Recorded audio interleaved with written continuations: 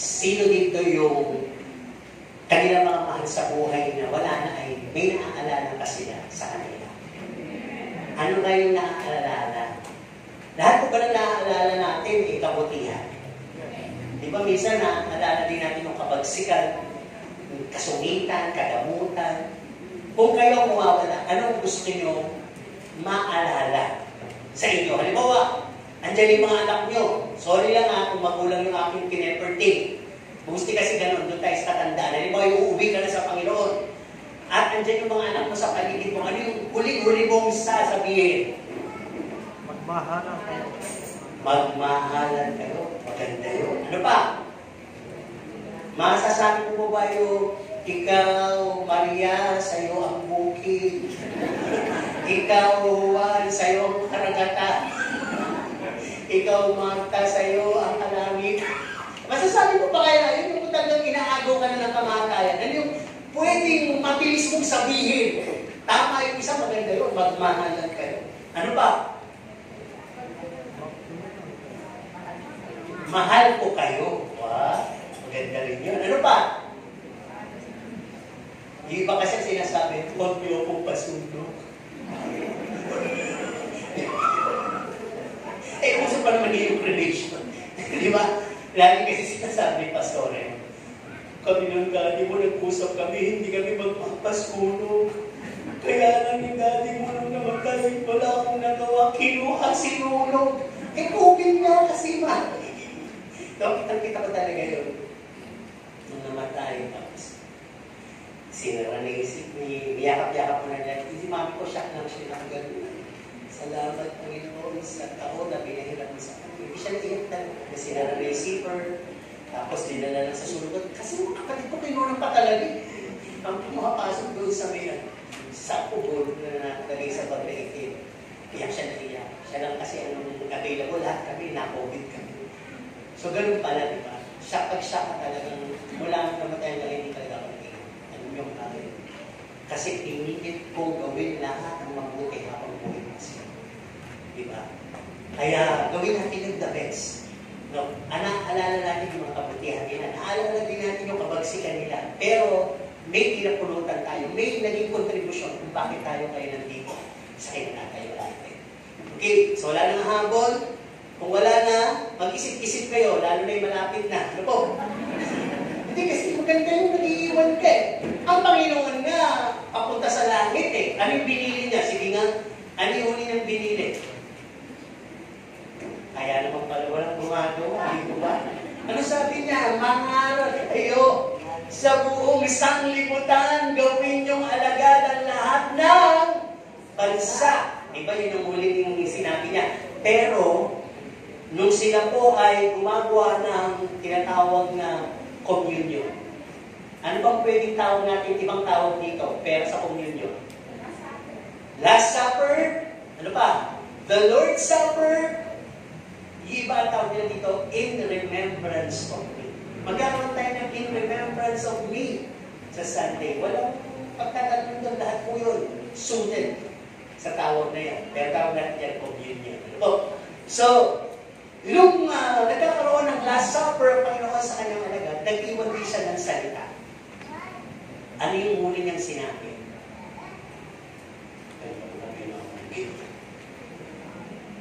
Gawin niyo ito hanggang sa ako'y dumating sa pag-aalaala sa akin. Do this in remembrance of me till the day I come. Ano po? Kaya napakahalaga. Today, we're gonna talk about food of the champions. Ano po? Other word nun ay binigyan lang natin ng medyo fascinating title is The Very Communion is the food of the champions. Natatawag ba natin pagkain ito? Natatawag po ba natin pagkain ito? Pagkain ito ng ating kaluluwa at espiritu. Tatandaan po natin. Kaya di ba na nagreklamo ba't ang liit ng baso? Ang liit ng pinakain? Hindi po ito merienda. Ito po yung communion. Simbolo lang. Akala ko naman kayo bigyan ng tigit-tig-isang cracker. Ang oras tayo matatapos. Di ba, dadamay nyo pa yung kagat doon sa katawan ni Kristo. Ang tagal-tagal. Durog na. Di ba? Kailangan ng napakaraming simbolo ng dugo, isang pitchel para maganon mo isang biscuit. Kaya simbolo lang. Okay? Kahit maliit, very powerful. Tignan natin kayo mga. Ang ating natin makikita sa 1 Corinthians 11 verse 13. Ang sabi ko dito, dahil dito ay marami sa inyo ang mahihina, mga masasakitin, at hindi kakaunti ang nangatutulog. Yung word po na nangatutulog ay namatay. Ano po? Kaya kung titignan po natin, other names, sabi nga, the Lord's Supper, the Last Supper, or in remembrance of me. Nakarinig na po ba kayo ng iba't ibang term patungkol sa pagkain? O yung word na to? Narinig na po ba ninyo yung food of the gods? Food of the kings? Di ba? Nung panahon ni Daniel. Ano po? Food of the champions. Ito nga. Food of the health conscious.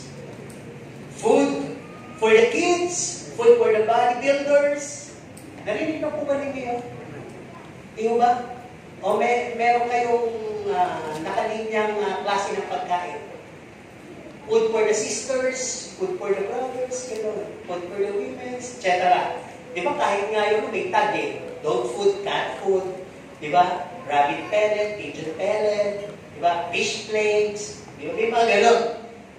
May nagtanong, pwede ba kainin lahat yun? Dito sa mga binanggit natin kanina, food of the gods, ano lang yan, ikalimitan nilagay sa ice cream, di ba? Flavor of the month. Dati namin sa Coney Island, merong tinatawag na food of the gods, pero ice cream pala yun. No, food of the kings, ganun din. Food for the champions, eto nga. Bakit tinawag na food for the champions? Mamaya papaliwanag natin. Ngayon, sabi nga, in every certain kind of foods, may mga bagay na pertaining doon. Ano po? At kung tingnan po natin, sa lahat ng pagkain na kinakain natin, doon po galing lahat ng sakit natin. Naniniwala kayo? Sa lahat ng kinakain natin, doon ang gagaling ang sakit natin. These days, marami na po yung health conscious. Sino yung mga health conscious? Halimbawa, yung mga nag-exercise dyan, nagsusumpa. Health conscious yung mga nagdadayet. Di ba ba? Yung mga nag-cleansing diet, yung puro gulay. No? Yun. Pag gano'n health conscious ka. At ang sabi dito, may tinatawag kang balanced diet. Narinig niyo na po ba ito? Sabi, in breakfast, you eat like a king. Bakit sinasabi yun? Kumain ka na pa ng hari. Kainin mo lahat. Pagharian mo lahat ng gusto mong kainin. At pagtanghali naman daw, eat like a prince. Yung medyo may kaartihan. I'm not eating that. I'll just eat chicken. At paggabi daw, eat like a pauper. Kumain ka na parang pulubi. Di ba kalimutan ng pulubi, walang makain? Ganun daw. Pag umaga, magtakaw ka. Pag tanghali, tamang kain na. At kung gabi, kumain, huwag ka na kumain. Pag ganun daw ang ginagawang lifestyle mo, medyo maganda yun. Di ba? Kung kakain ka ng marami, sa umaga ka kumain dahil ang haba ng itinulog mo. No? Kailangan mo ng energy. Okay, common diseases are obtained from too much eating. Marami tayong kinakain. Yung mga kabataan, siguro, naka-endorso kayo ngayon dito, kain dyan, kain dito, saan may bago, anong klase ito, hindi masama. Pero pag 30s na po kayo, watch out na po. Bago kayo mag-40s, lalo hindi na dapat. Dahil humihina na po ang metabolismo. Kahit papayat-payat kayo, pagdating nyo ng 30s, 40s, lalabas ang bibig nyo, magkakaroon na kayo ng katawang mama at katawang ali. Dito po yun. Hindi na po yung katawang sexy na kabataan na papayat-payat. Kaya hindi na po. Kasi bumabagal na po yung metabolismo mo. Hindi na kaya tunawin yung taba. Kaya yung lahat ng kinain mong naipon, magiging taba na. O paano mga ko mga payatot eh. Pero ang lalaki. Di ba? Ako din, minsan lumaki, malaki. Kaya gano'n eh, kaya hindi na po nung maliit ako. Di ba?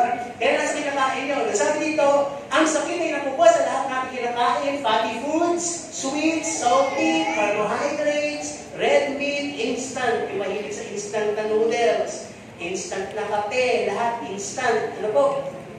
Processed meat, yung mga hotdog, bacon, ham, canned goods, lahat po pala yan maaalat. No? Pag yan na naman lagi mong kinakain, anong mako-obtain mong sakit? Pwede ka magkaroon ng kidney stone, gallstone, fatty liver, heart disease, diabetes, rheuma, allergies, psoriasis, high blood pressure, stroke, aneurysm, etc. So lahat po yun sa pagkain nakuha, lalo na kung sobra mong kinakain yun at hindi ka pa nainom. No? Kaya kailangan daw, kung kaya natin, uminom tayo ng 3 litrong tubig araw-araw. Sino kaya nyo? Sana yan. Pag umaga, sexy ka, pagdating ng hapon, ang laki ng tiyan mo, sa dami ng ininom mo. Pero yun po pala ang maglalabas nung lahat ng mga asin, lahat ng mga asukal na na-intake mo sa paghapon. Ano po? Tuloy tayo. Sabi nga, dietitian, health books, diet programs, gym, aerobics, zumba, simply exercises, brisk walking, jogging, lahat po yan nakatulong. May maintenance medicine ka, nakakatulong po yan. But, for a moment. Nasabi ko rin ito, for a moment. Bakit? Nasabi kasi dito, it will occur again and again. Di ba ako? Huwag din ba na uhusgan? Inaamin ko na nga. Pag ako'y nagpapa-check up at maganda yung resulta, ang akin kasi ginagawa, magdadayet pag malapit na yung check-up. Pag andyan yung check-up, syempre, nagdayet ako, maganda resulta. Pagkatapos ng check-up, balik uli sa labas ng kain ulit lahat ng mga bawal. Ganyan, makikisa naman yung aking weight, di ba yung height weight, yung aking bigat, yung aking timbang, andyan na naman. Di ba? Bakit ang sabi? Bakit nangyayari yun? Kasi hindi lang pala tayo physically afflicted, mindset natin afflicted din. Pati pala utak natin may sakit, bumabalik tayo sa dati. Di ko pa pagka nahinto natin, halimbawa, sabi ko sa inyo noon, nagsusuma ako, hinahanap ng katawan ko yan. Biglang may umakala, ba't nawala? Nawala. Nag-away-away kasi sila. Sumunod, nag-gym ako. Maganda naman sa una. Maayos, hinahanap talaga yung katawan ko. Hanggang sa Paris, tinamad ako. Wala na, iwan ko na. Pwede ibig ko sabihin. So parang gano'n. Kapag parang nakikita mo ayos na, nagawa mo na, may napatunayan ka na kahit konti, parang minsan napapatigil ka. Di ba? Dumadating din sa iba, lalo na yung matatanda na inaalagaan, na minimintinahan mo ng gamot. Minsan, nakikita mo yung gamot na pinaiilo mo, nasa bag, nasa ilalim ng kama, nakatago, hindi iniinom. Di ba bakit? Wala naman ako nararamdaman. Ayos naman na yung aking nararamdaman. Hindi po. Di ba? Kaya kung titignan po natin, bumabalik tayo ulit dun sa overeating, ini-skip natin ulit ang exercise, pinapagod na naman natin ang ating sarili, kinakalimutan na naman natin yung disiplina sa ating diet, dumidepende tayo sa gamot, at ang sabi, minsan na-skip din natin yung medical check-up. Katulad ko, ako na nga yung example lagi. I'm 9 months na hindi na nagpapacheck. Dapat every 3 months. No? Pero 9 months na po akong hindi nagpapacheck up. Lagi ko sinasabi sa papacheck up na ako sa this week, papacheck up na ako this week. Pagtapos ang pagpunta ni Mami dito, magpapacheck up na ako. Ilang beses na yun, pagtapos ang pagpunta ni Mami dito, papacheck up na ako. Afflicted pala yung aking kaisipan. Kaya pinipilit ko ngayon na nagda-diet para makapag-check up na. And praying na sana huwag akong maroutine ulit. Kapag ayos na naman yung aking check up, balik na naman sa malakas na pagkain. Di mo ba? Sabihin na natin sa ating kakalian, sarap kumain.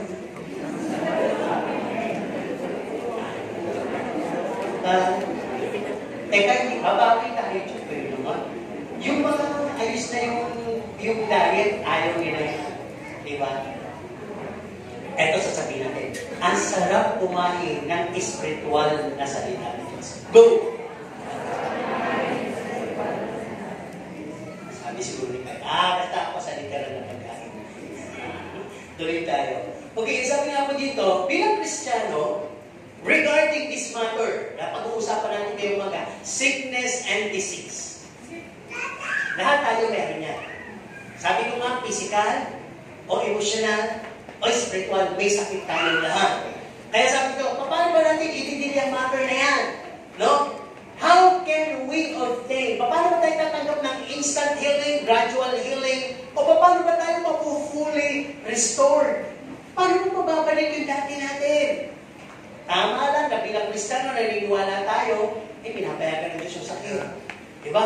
Paalala yan para tayo lalo lumapit sa Kanya. Yun yung mga sinasabi natin. Sa ating sarili, unawa natin at sa ating kapwa. Yung sakit, benyo ni Lord yan para makakita sa buhay mo. Totoo naman yan, di ba?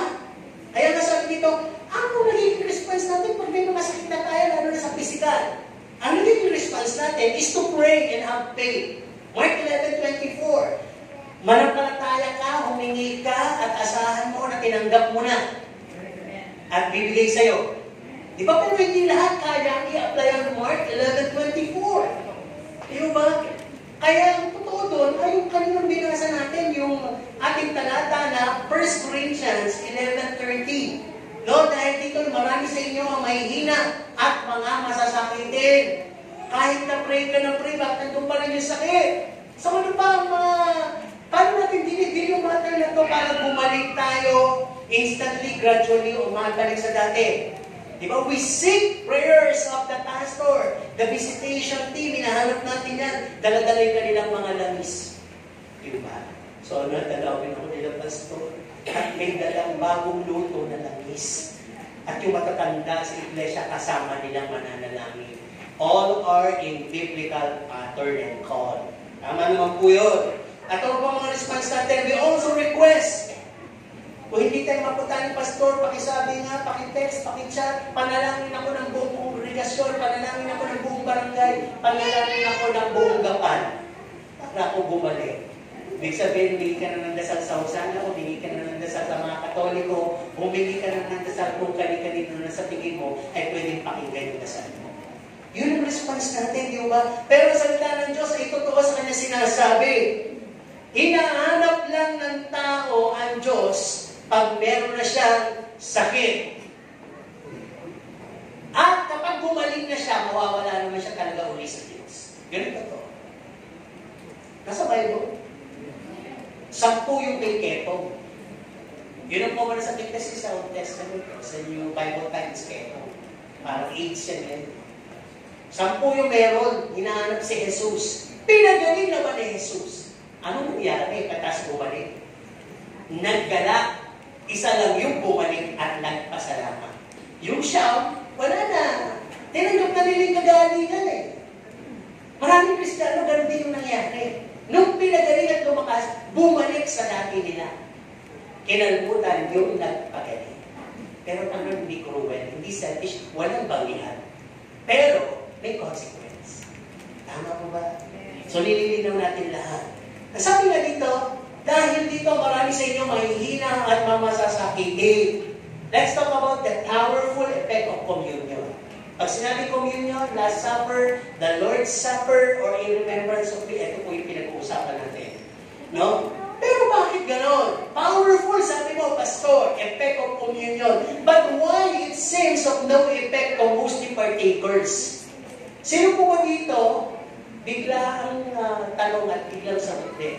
Ang nakaranas na ng kabutihan, himala, pagkilos ang Panginoon nung siya ay tumanggap ng communion. Amen. Amen. So maganda po.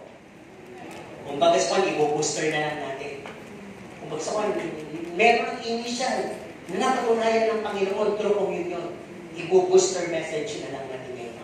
So sabi na dito, bakit hindi na nangyayari yung ganong effect, the very powerful effect of communion? Ang sabi kasi dito, most of us don't take it seriously. Alam po ba ninyo, pag hawak ninyo yung tinapay na yan, bagamat biskuit lang yan, at konting amount ng wine o grape juice sa baso, ay sumisimbolo po yan sa katawan ni Kristo. Maling-mali po pala na niloloko natin minsan yan. Minsan, ang gagawin natin, hawak na natin yan. Imbis na mag-meditate at nagtatawanan pa tayo. Kung hawak mo na yan, quit laughing. Quit arutan. Pumikit ka na at magsimula ang magdasal. Dahil hawak mo na ang simbolo ng kanyang katawan. Kaya most of us, lalo na pag nakubusan na ng Ang gagawin, isasawsaw. Napaka-forbidden pala. Hindi po pwedeng isawsaw yan. Kinakain po yan separated. Dahil kung yan may pwedeng isawsaw, i-shake na lang tayo. I-shake na lang natin yung crackers at saka yung juice na para isang inuman. Tama po ba? Sino gusto ganun? Para walang ilan. Kasi para nilapastangan natin yung katawan. Makikita niyo yung mga sa Old Testament shadow kung bakit hindi pinapasawsaw yun. Kung bakit yun ang utos, kainin mo ng tostado.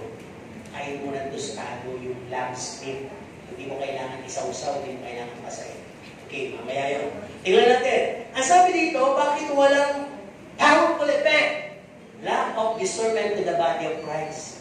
Hindi mo alam kung ano talagang kahulugan ng komunyon. Hindi mo kilala yung katawan ni Kristo na nasugatan ng todo. Basta alam mo lang ay makainom ka. Amen. Tapos na.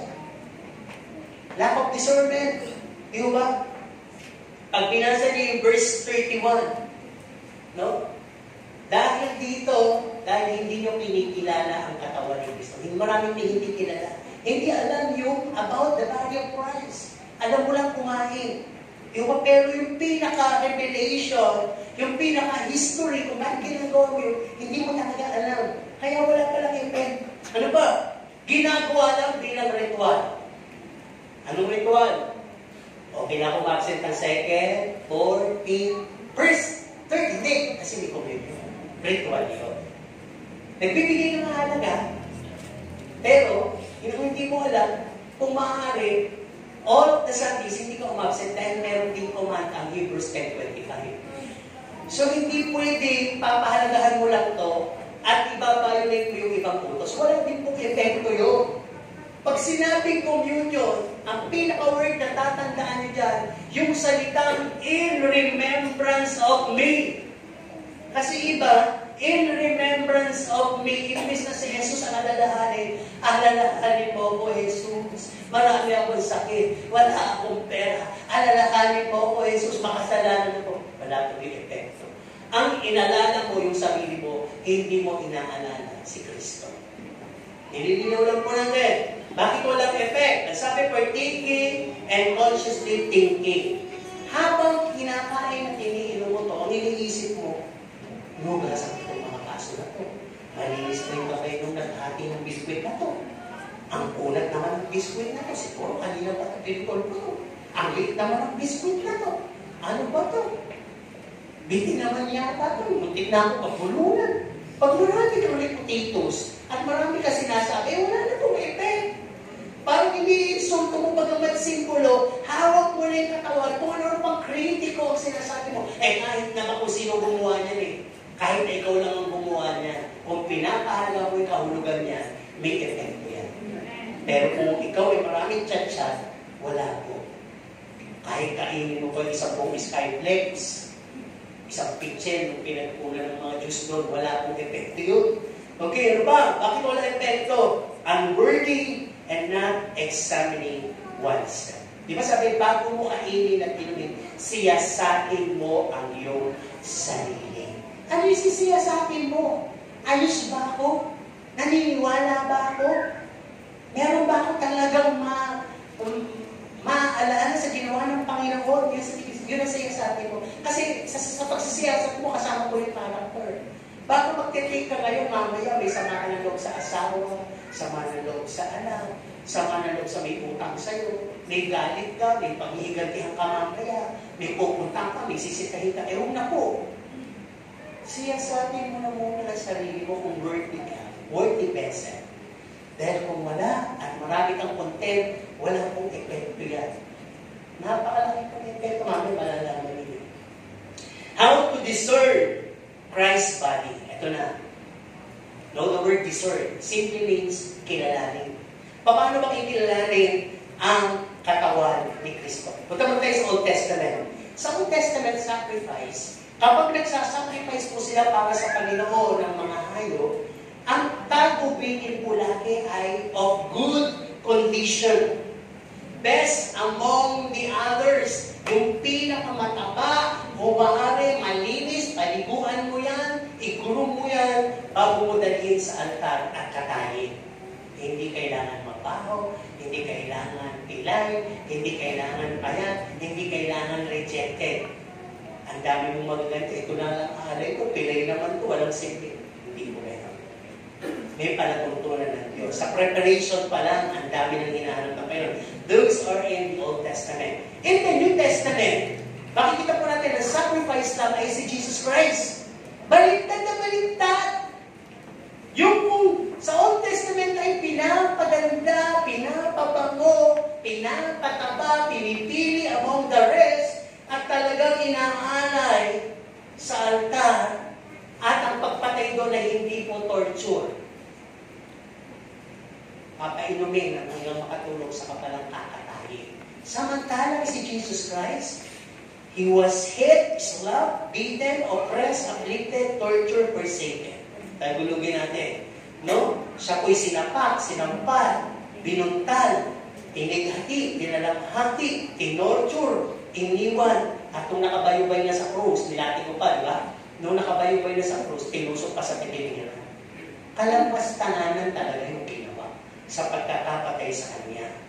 At alam po ninyo, ilang lashes ang tinanggap ng Panginoon. Hindi nakakaalam. Nung bata ako, narinig ko 66 lashes. Tapos, lately, 39 lashes daw. Nasabi mo scholars, bakit hindi pa 40? Pag ikaw ay umabot sa 40 lashes at buhay ka pa, di ba? Ang sabi, yung 39 hit na ibibigay sa'yo ay Jewish custom, kaugalian yun. Si Pablo, sabi niya, I am hit 39 times na 5 beses. 5 times siya, hinagupit ng 39 na latigo. Pinalo siya. So, ang Panginoon pinalo. So, nagkaroon siya ng 39 lashes. Though wala po sa Bible na nakalagay na clear na record na exactly 39. Walang sinabing gano'n. Sinabi lang, sa kanyang mga latay, nagsigaling tayo. Kaya huwag natin pagtalunan. Sabi ng exact scripture, verse indicating how many lashes Jesus received. Kasi alam po ninyo ang mga gumawa ng Bible, ang mga gumawa ng mga tinatawag na concordance, yung mga added revelation sa Bible, mga scholars o mga theologians, mahilig sila gumamit ng mga number. Napaka-significant sa kanila ng 66, 39, 29, di ba? 40, yan. Mga napaka-significant sa kanila ng mga number na yan. 3, 1, ganyan. 30 days. May mga kahulugan lagi sa kanila yan. 40 days, yan. Kaya kung titignan po natin, huwag na natin pagtalunan kung ilan yung tinanggap na latay ng Panginoon. Ang mahalaga dito, makapasok sa ating kaisipan, yung napakaraming latay na yun na pinagdusahan ng Panginoon sa kung anumang meron tayong sakit, physical man, emosyonal, o anuman spiritual, sabihin mo anong klaseng sakit yan, lahat yan cover ng latay ng Panginoon. Diba?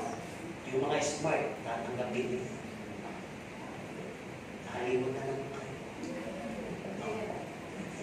Amen. Pabulog pa, amen. Okay.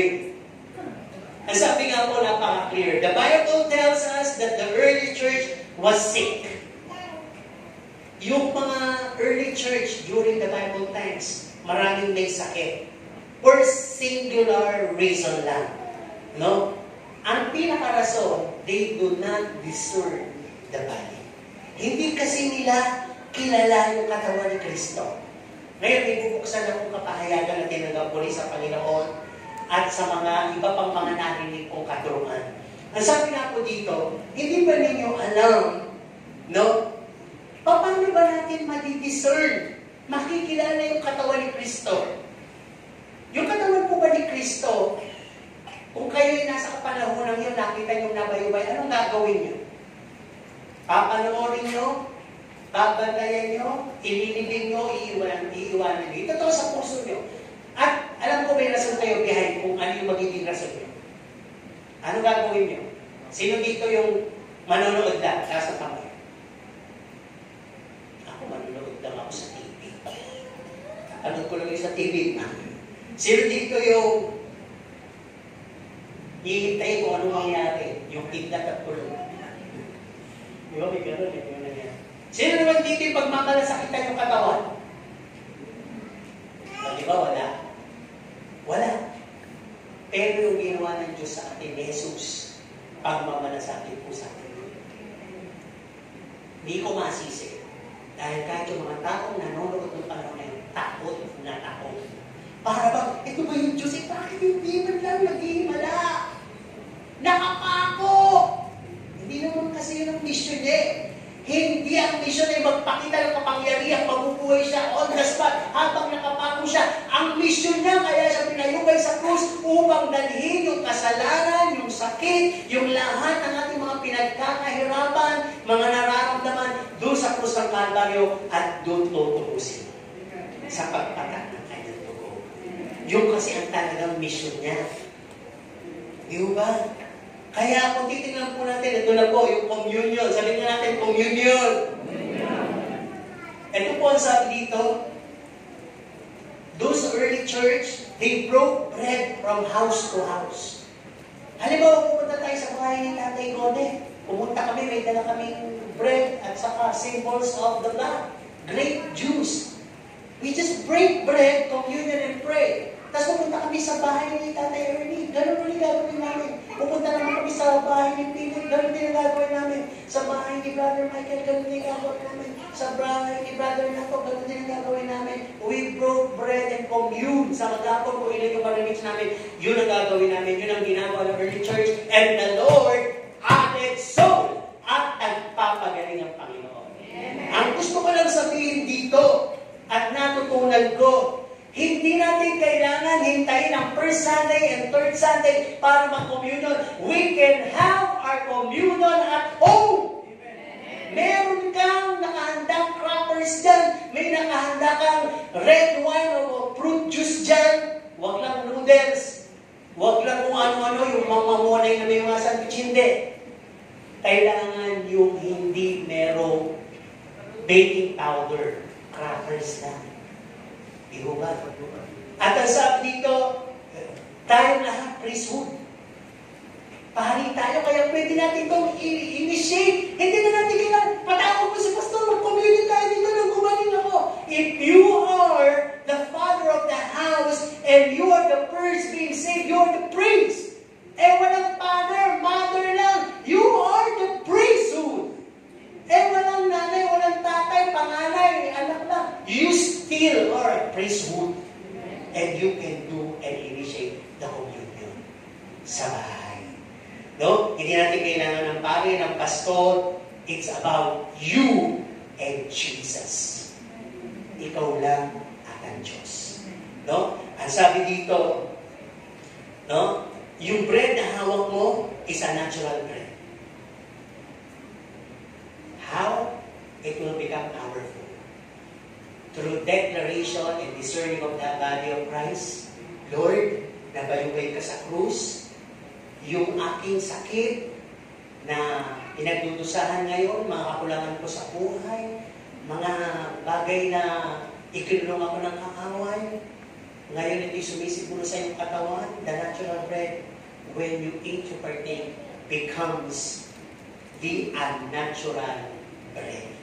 It will become the food of the champion.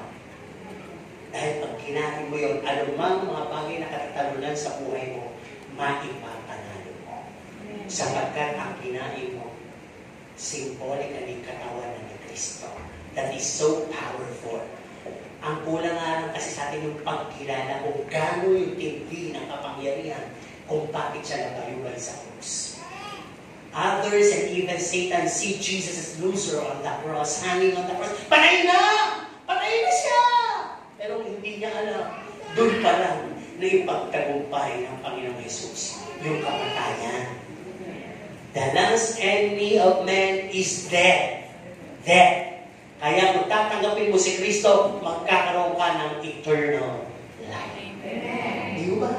Kaya kung titignan po natin, ganun pala. Ang sabi dito, paano naging banal yun? Hindi pa siya banal, hawak mo pa lang tangan mo. Pero kung ikaw ay magkakaroon ng declaration, maniniwala, you discern the body of Christ, the moment you eat that bread, it become a holy symbol. And that holiness come in to you.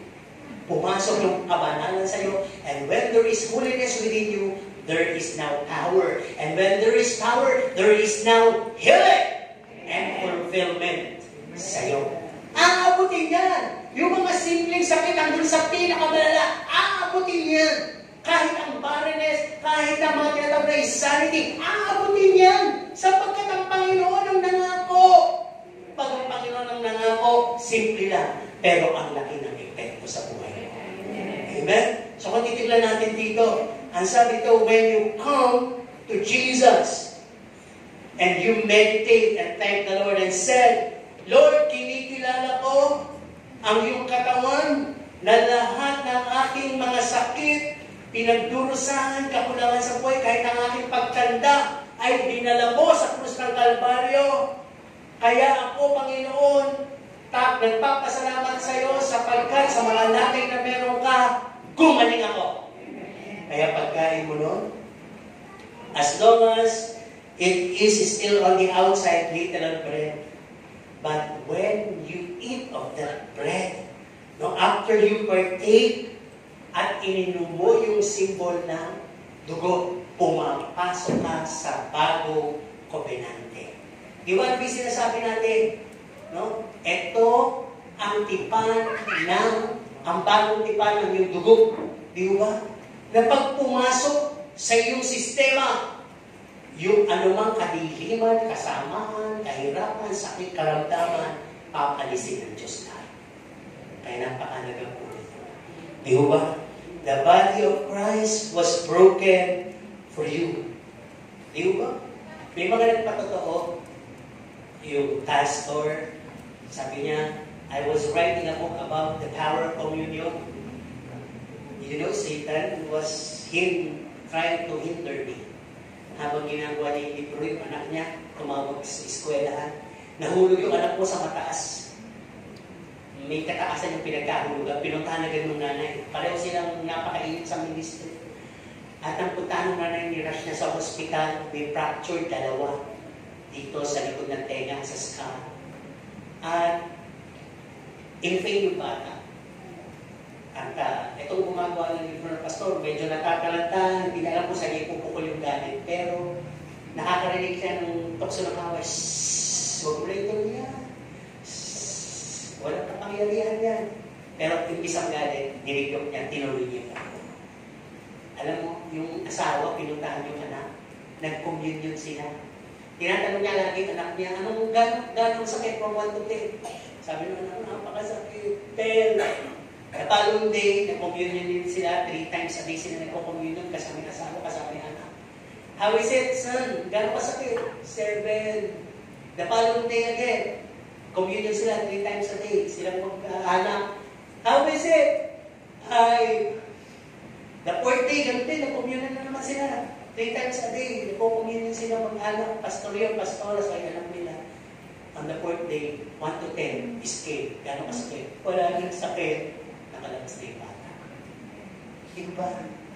This is just something that you and the Lord are making a covenant. Kahit mag-isa ka lang, ikaw nag-prepare, huwag mong isipin na ginagawa ko ito dahil sarili ko, hindi. Inutusan ka ng Diyos at yun ay bigay ng Diyos. Ikaw, asawa mo, anak mo, kung may sakit kayo, gawin niyo yung pag-communion sa bahay. May tubig kayo dyan, o may simply red wine kayo dyan, o meron kayong green juice dyan, at saka crackers. Magdasal kayo, magtigla na kayo, do na communion. Dahil ang Mark 11:24, napakaganda talata. Pero aminin natin, hindi natin kayang panindigan. Ano man hindi mo, panampalataya mo, tatanggapin mo, sasayin. Hindi mo natin kaya. Pero yung slowly, often, na lagi mong gagawin, yung pagkukommunion, dadating ang kapangyarihan ng pagpapagaling. Why? Dahil ginagawa mo ang communion at ang nakapaloob dito, you doing that in remembrance of me. Inaalala mo yung ginawa ko sa krus ng Kalbaryo, kaya gagaling ka. Inaalala mo, yung ba, I'm urging you, kung pwede nga lang, kaya pala yung, kung meron mang tamad sa ginagawa ng mga Katoliko, paano communion sila every Sunday, kaya alam, Minsan ang umiinom lang yung pare, di mo ba? Pero dapat pala lahat umiinom. At lahat, kumakain, hindi pwedeng isa-usa. Kinakailangan magkaiba yun.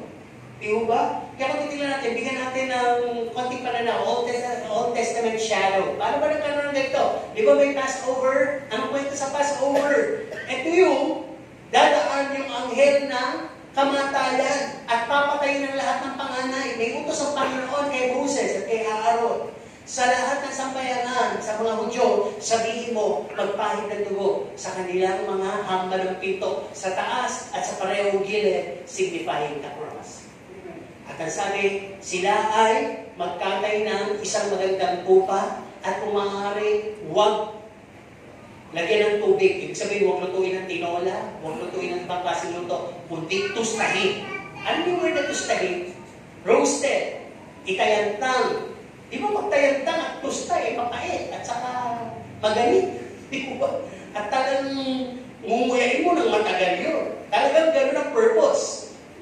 Di ba bakit gano'n? Para maalala. No? In the New Testament, shadow kasi Old Testament, yung roasted lamb is referring to Jesus. Remember kanina? He was tortured, oppressed, di ba? Pinalo, sinampan, kinoronahan ng tinig, lahat hiniliwili, lahat ginawa.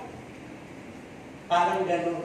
Hindi pa nangyayari kay Jesus, ay may nangyayari na sa Old Testament na significance. Di ba? At alam nyo, kakainin niya sa ating gabi sa pagdaan ng espiritu ng kamatayan. Ano kaya nandoon sa pakiramdam ng lahat ng mga Hudyo at Hebreo habang dumadaan sa ating gabi? Yung espiritu ng kamatayan. You could imagine, lahat sila po doon ay fearfully, habang nagpapartake sila, kumakain, sila po ay takot na takot, sila po ay nag-iiyakan, sila po ay maaaring gumugulong-gulong at talaga nagtatago kung saan sapagkat may hugong, mayroong usok, at mayroong pakiramdam na dyan ay yung espiritu ng kamatayan. Ano man yung ginagawa nilang katatakutan na yun? Wala pong kwenta yun. Pag-aaksaya lang ng emosyon yun. As long as there is blood on the doorposts of their house, they are protected. Hindi ni-require ng Panginoon ng super-duper faith.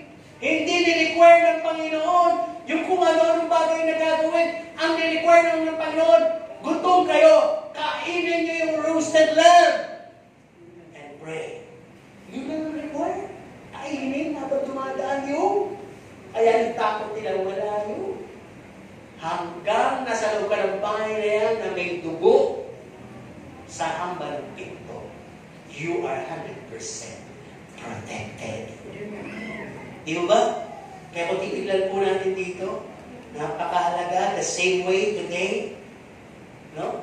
Ang gagawin lang natin is to take of the bread and drink of the wine of the blood and flesh of Jesus at isipin natin sa pamagitan nun, hindi na natin kailangan mag-over-iyak, no? Mag-over artificial attendance or anything. All we have to do is eat and partake and we will be protected. Di ba?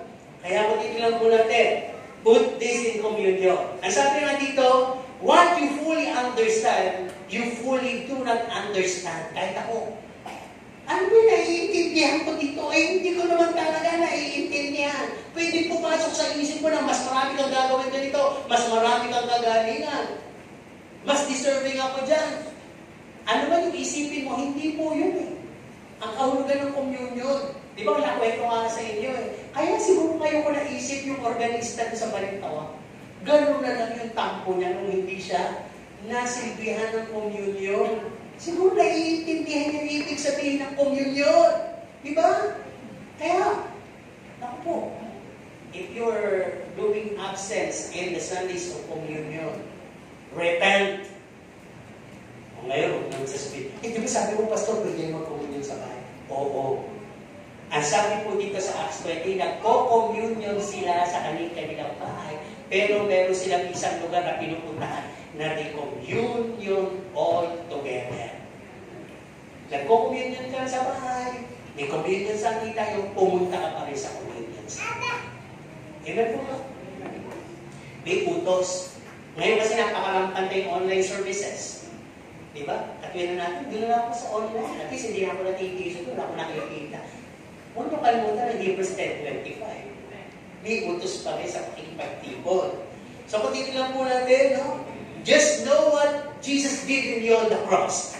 No? It's not about confidence. It's not about the great faith. It's not about positive thinking. Ang communion, it's about the blood of Jesus. It's about the blood of Jesus in our lives. No? Ang sabi nga dito, Jesus died for us. No?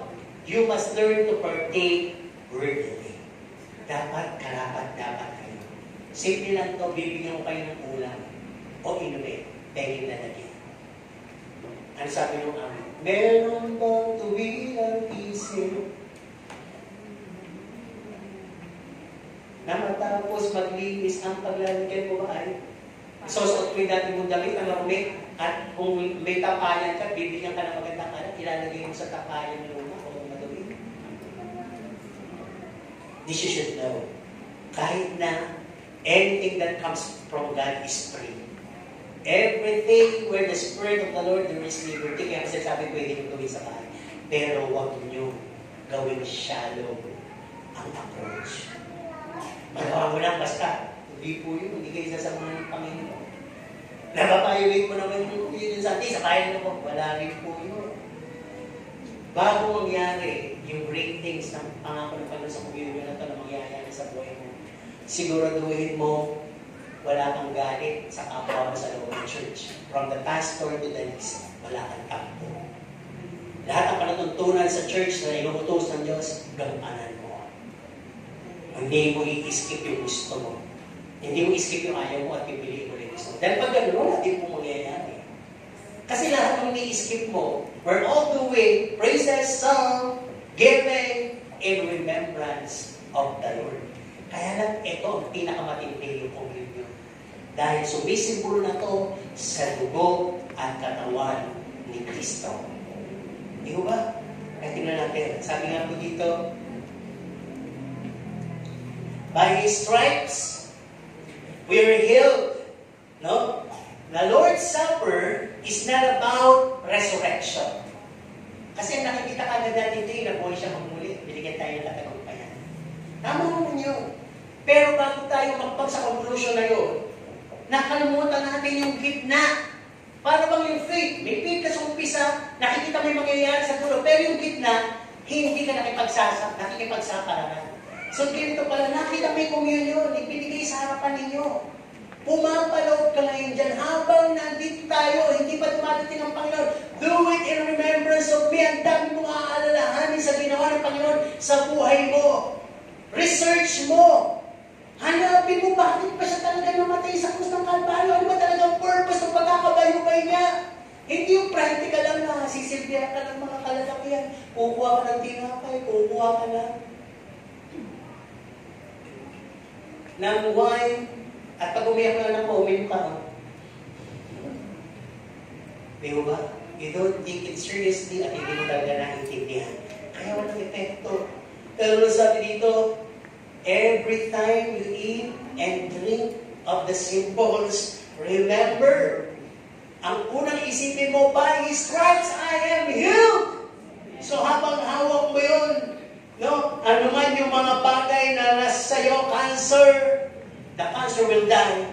Blood pressure will normalize. All the blockage of your arteries will be cleared. Ang sabi, magkakaroon ka ng brand new kidneys, maaaring mangyari yun. And clear eyes and vision, pwedeng mangyari yun. At magkakaroon ka ng kalakasan katulad sa isang agila, kahit matanda ka na. Dahil ang dugo ng Panginoon ay pumasok sa iyo, magamat sinulo. Yung pala yung kapangyarihan niya, di ba? But we just take it light. Minsan nagpo-communion, pinakita ko lalabas, ayaw mo mag-communion. There is nothing. The power of communion in your lives. Parang over-guilty kayo. May kasalanan kasi ako. May ginagawa pa rin akong kasalanan kasi ngayon. Alam po ninyo, yung dugo, remission of sin. Your sin is remitted yesterday, of the past, today, and of the future. Di ba yung pinabayaran? Nung simbolo ng banal na dugo, yung kasalanan mo nung nakaraan, panghinarap, at haharapin pa lang, bayad kagad, tinatawad na. Di ba? Kaya kung titignan po natin, the whole fall of human happened merely by eating. Gano'n na kalaki yung kinagat ni Eva at ni Adan. Kaya tikinom ng sanas po pa sila, sino makakasagot may premyo? Sino ba sa pagbasa ng Bible, gano'n kalaki yung kinain ni Eva at Adan naman sanas? Kung tutuusin, tinikman lang. Di ba natikman ni, sabi ni Eva, sarap. Alam mo, ang sarap, bakit mo kain? Tikman mo muna, makuha ako. Ang sarap nga! Ay, nakakawad ka! Ay, kawad ako! Ay, nakawad tayo! Ako hindi nangyari. Gano'ng kalaki yun? Kagat nga lang eh! Diba? Ang liit lang. So I would say, communion is the premium food of the Christians. Diba? Iba-skip mo ang breakfast, pero kung isasadyain nyo, ma-skip mo ang tanghalian at gabihan. But if you're always in communion with God, napakaliit na tinapay at juice, grape juice o wine. Premium food yan. Sapagkat pag kinain mo yan, nang meron kang tunay na declaration and you discern the body of the Lord, ang sabi, you eat of my body and you eat of my blood, then the promised healing, deliverance, and anything well will be yours. Di ba? Amen? Amen. Oh, sayang ito. Anyone can do communion. Kanina pa ito sinasabi. Alam po niyo, sabi nga dito, the things of God are available for everyone. Wala po nahapak yung kurtina doon sa templo. Ba't may kurtina? Doon nga po sa likod ng kurtina, napakakapal na yun. Hindi pwede pumasok ang kahit sino, pari lang ang nandun. Dadalhin niyo yung alay ko, kunin ng pare. Pag hindi na-discern ng pare yung inyong kasamaan, kinuha yung alay niyo, parang sinuhulan niyo na rin siya. Patayin din siya sa loob, kikidatan siya doon. Kaya kapal no, curtain, makapalit po talaga yun. At iba-ibang kulay yung layer nyo, pinag-aralan namin. Pero nahampak yun. Nung nahampak yun, isa lang ibig sabihin, man is free to come directly to God. Hindi na kailangan ng pare. Kasama sa free, yung communion. Kahit na may communion tayo dito, if you're establishing your communion with the Lord, anytime, anywhere, in your place, in your home, with your loved ones, neighbor, present, etc., power will happen. Power will come down. Basta seryoso. And you discern the body of Christ. Di ba? Kung titignan po natin, nasabi nga, the things of God are always available for everyone. Katulad lang yan ang hangin na free. Yung hangin po ba natin, may hangin? Pero lang po, oxygen yan. Nagkukulang ka na. Di ba? Nasabi, anyone can do communion at home, and guarantee that God is in the midst of them. Especially if you are conversing with one another about God. Pwede pala yun. Pupuntahan kita sa bahay. Magkwentuhan tayo. Pero pag ang pinagkwentuhan nyo ay buhay na may buhay, yung communion yung gagawin, communion of the devil. No? Wala po yun. Baka lalo lang po kayo sumama. Huwag nyo na pong gawin. Kaya kung pupunta kayo sa bahay ng may bahay, siguraduhin nyo na ang pinunta nyo doon ay dahil mamalasakit kayo, may sakit siya. Gusto nyo siyang pamumunin sa Panginoon. Gusto nyo siyang ilapit sa Panginoon. Kung gusto nyo, kayo lang magpapamilya. Di ba? Si nanay, si tatay, si anak na may sakit, mag-communion kayo. Every time na may crisis na nangyayari, may sakit na nangyayari, every time you do it, you're just saying, Lord, I'm doing this in remembrance of you. Di ba sabi, magbigay ka sa Panginoon, bibigyan ka. Lumapit ka sa Diyos, lalapit siya sa'yo. Alalahanin mo ang Diyos, alalahanin ka niya. Kaya pag ginagawa mo to in remembrance of me, inaalalahanin ng Diyos sa oras na yun.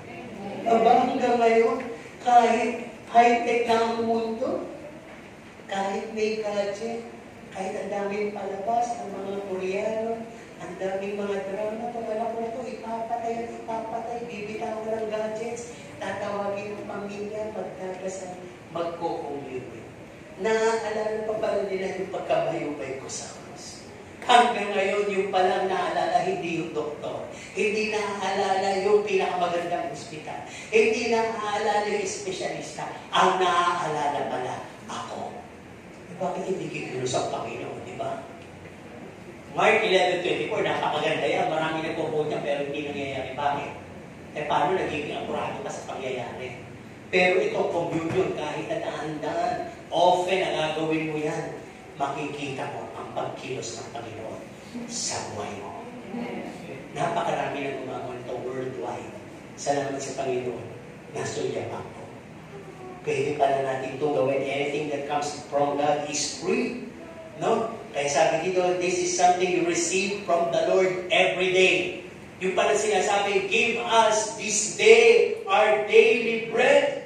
Hindi lang implication ng pagkain ng baboy, ng manok, ng gulay, ng kanin, ng binianda na kung ano-ano. Give us the knowledge to commune with you every day. Yung pala yun. The bread of the Lord, the cracker, the grape juice is the premium food of our soul and our spirit. Hindi ko sinasabi, huwag na kayong kumain. Kung naalala nyo kumain ng umaga, tanghali, gabi, okay yun. At kapag kapasting kayo, mas okay yun. Pero isama nyo ang communion sa line-up ng inyong pagkain. Sapagkat these are premium foods of the Christian. The food of the champion. Sa araw makita mo, champion ka ba? Dahil hindi ka masasakitin. Hindi ka mahina. At hindi ka mamamatay agad. Amen po ba? Sapagkat ang dugo at katawan ng Panginoon, yan ang sistema ng iyong katawan. Tama po ba? Yung Galatians 2:20, ang aking kinabubuhay, hindi na sa aking sarili, kundi ang aking katawan ngayon ay binigay sa akin ng Panginoong Jesus. Di ba? Kaya kung titignan po natin yung communion, correlated lahat din yun, Kaya napakahalaga. In early church, sa Acts 20, basahin nyo mamaya sa bahay. They came house to house. They break bread. Punta tayo sa bahay ni Brother Jess. We break bread. Tapos punta tayo sa bahay ni Sister Sheila. We break bread. Bahay ni Sister Louisa, we break bread. Sa bahay ni Sister Matt, we break bread. Sa bahay na kahit sino nandito pwede mo, we can break bread. Ganun ang ginawa nila every day. Nasaan si Pablo? Si Pablo, speaker nila. But they came not only for the word, they came for the communion. Pumunta sila para makipag-break bread. Di ba? Kaya ang sabi, not of the people of God during those days have table. Walang masasakitin. Nakita nila yung formula. Hindi na naging mga mahihina. Di ba? Kaya napakahalaga. No, coming to the original plan. Tingnan natin dito. Ang sabi nga, Jesus says, do this in remembrance of me. Ito yung kanyang mahiwagang salita sinabi ito sa huling hapunan. No? So, the best way to remember Him is above singing, above reading the Bible, above praying. Lahat yung gagawin natin. Tama po bang nagpapres ng worship? Tama? Tama po bang nagbabasa ng Bible? Tama? Tama po bang nagdadasal? Tama! Tama lahat yan! Communion. Higit na gawin mo yun. Above all. Sapagkat doon mo naaalala yung ginawa ni Kristo sa iyo. Di ba? Kaya napakalaga. Ang sabi dito, not all has the faith of Mark 11:24. Kanina ko pa ito sinasabi. But how much more of the substance? Ano ba yun? Yun yung pinakaliris. Hawak mo na yung tinapay. That we're holding the cracker as the body of Christ. Hawak mo na. Sabi, see communion not just something you do. Hindi porke ikaw yung nagputol-putol at nagtimpla ng juice, tinitingnan mong gawa mo yun. It is the Lord's Spirit telling you to do it. So pag gano'n ang nangyari, always think that these things comes from God. Nanggaling po sa Diyos. Ito yung urging sa amin. Pinapakaw yun ng Diyos. So always have a cracker and a red wine or a grape juice in your house to always be ready for communion. May dumalo sa iyong kapatid, kaysa mag-usap kayo ng mga kalbalan, mag-communion na lang kaya. Make you more holy. Di ba? Ang sabi dito, the simply partaking can bring healing. Simply partaking can bring healing. Anong ibig sabihin? Alam ng Diyos kung anong level ng faith na bawat isa. Tama? Wait ng Diyos na sumama sa journey ng faith natin. At habang willing ng Diyos, nais niya na maging mas malapit sa atin, magpakilala sa atin through communing with our spirit and your spirit. The Spirit of God and our spirit. Alam niyo sa communion, malapit dapat gawin. Hindi kayo kailangan magpasa ng napakahaba.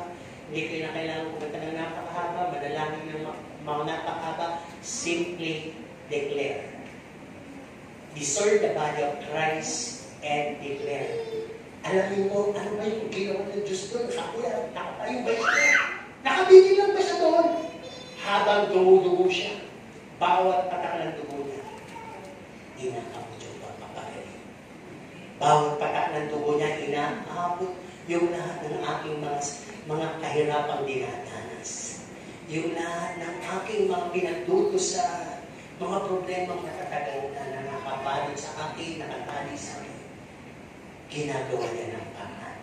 At habang hawak ko yung tinapay nila, sabi ng ganyan, simple act of eating brings tremendous healing.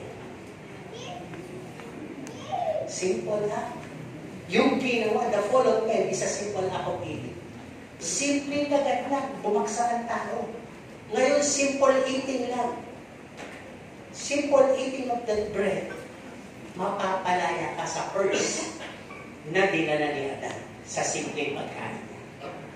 Ang sabi, pagka kinakain mo na yan, isipin mo yung ginawa ng Diyos. At pag iniinom mo na yan, huwag ka maging masyadong conscious. Makasalanan ako, hindi ako nararamdaman. Tama na yung panalangin. Every time you drink of the cup, your sin is remitted. Pinabayaran na ng limit. The remission of sin na nawawala. At ang overload, yung sin mo of the past, of the present, and of the future. Di ba ganun ka-powerful yung communion? Samantala, di ba, kung mananalangin ka, magbabasa ka ng Bible, maraming conviction, marami ka pang iyak, pero hindi masama. Nagagawin pa rin kayo. Pero nearest way to remember God and Christ, the work of Christ, is the act of communion. Alam niyo, malilit na bagay na yan, di ba yung mga gamot ng mga, so to say, ako, merong maintenance medicine. Yung gamot sa puso, yung gamot sa matitindi, yung maliliit eh. Hindi lang, pinakamaliit. Kaya minsan, many times nalalaglag eh. Alam, nawala, nalaglag. Eh, ang mamahal mo. Gusto na ba yun? Hindi ka makita mo kung tuwa ka. Eh, yun lang pala. Maliit lang. Remember the Syrophoenician woman? Yung humihingi siya ng grace sa Panginoon. Ang sabi ng Panginoon, ang aking biyaya ay para lamang sa lahing ito, para lang ang kain na ito ay sa dulang lang na ito. Ano sabi ng babae? Kahit na lang po yung mga nalaglag na bubog, simple crumbs, merong epekto. Iniisip lang natin, sa langgam na lang yan, sa manok na lang yan. Doon sa babae, nakita ng Panginoon yung pananampalataya. Kahit pala nalaglag na lang, ma-appreciate pa niya. Kaya nabiyayaan yung babae. So ito, maliit lang yung simbolo. Maliit lang. Pero of how you discern the body of Christ, tremendous healing. Hindi mo kailangan ng espesyalista. Hindi mo kailangan ng sikat na doktor, sikat na ospital. Hindi mo kailangan ng maraming pera. Hindi mo kailangan ng ICU. Hindi mo kailangan ng mga gamot. Apapitin ka ng Diyos. Pero may note ka. If you're having your maintenance medicine, just continue it. Hindi tayo pa natin. Tama niyo yung sabihin. May doktor, hindi na ako pupunta sa inyo. Kasi nagpo-communion na ako. Sabi ni pastor namin, tigilan ng gamot, tigilan ng doktor. No. The Holy Spirit is giving us wisdom and knowledge. No? Yung kagalingan na nagagaling sa Panginoon is spiritual, eternal. Lalakas ka. Di ba ba? Itong nagagaling sa paligid natin, temporary. It can occur, come back, again and again. Di ba? Kaya napakalaga, no? Malaman po natin. Sabi nga dito, no? Man ate his way into curse, sickness, sin, and death sa isang kagat ng prutas. Binuksan niya yung daan na masumpa siya, mamatay siya, at magkaroon ng pagkakahagi sa impyerno. Simple way of eating yun, ha? Nagkasakit ang tao. Di ba lalo na ngayon yung tao? Puso, di ba napansin ngayon, puso yung eat all you can. Di ba? Pinifeed ka. Masarap. Pero hindi mo alam kung pwede mo kainan na ipagkakos. Ilan na may nagmukbang na namatay na, di ba? Talaga namang nasabi mo, okay kumakain na kasi makahawa kayo sa kanila. Katakawan, di ba? Pero rin na po, kung kainin yung daga, palaka, ahas, kung ano kinakain, kahit buhay, di ba? Kahit nakikis, kinakain na. Mapakita lang, dumami lang ang followers, dumami lang ang views. Kahit makasasama na sa katawan, lahat na, kinakain. Di ba? Nothing is safe. Talaga kahit organic foods pa yan, nothing is safe. Pero salamat, meron tayo. We can pray before we eat. Para i-sanctify, i-purify ng Panginoon yung pagkain. No? Lagi din natin dinadasal, Panginoon, ano man itong kakainin ko, magbigay maganda sa sistema ng aking lupang katawan. Pero huwag niyo ibabayo din. Before kayo nagdadasal kayo, eat all you can kayo. Learn to diet. And eat much of the premium foods. I am referring dito sa tinatawag na katawan at dugo ng ating Panginoong Jesucristo. No? Nasabi, simple act and way of eating and partaking can bring us our way back into God's blessing and favor. No? Tanda nyo, ito yung love language ng Panginoon. Do it in remembrance of me. Hindi mo ba gawin niya yan sa pag-alala sa akin? Kaya sabi nga dito, yung communion natin, anong pinakatumpak na iisipin natin? This is the powerful work of the Lord that has been finished. Tapos na! Nagawa na ng Panginoon! Na-unlock mo na ang life sa inyo na ibigay, ang healing na ibigay, ang lahat ng solusyon sa problem nyo na ibigay. All you have to do is discern my body and declare your body as my body. Tama po ba? May isang awit. Gusto ko muna awitin bago tayo mag-communion. Di ba lagi ko sinasabi sa prayer na as we eat this bread, we honor you. As we drink this cup, we worship you. And we offer you our lives as you have offered yours to us. Can we close our eyes? If you feel raising your hands, it's just okay. If you feel closing your eyes and meditate, it's just okay. But if you feel sleepy, it's not okay. Okay, just close your eyes. As we drink this cup, we honor you.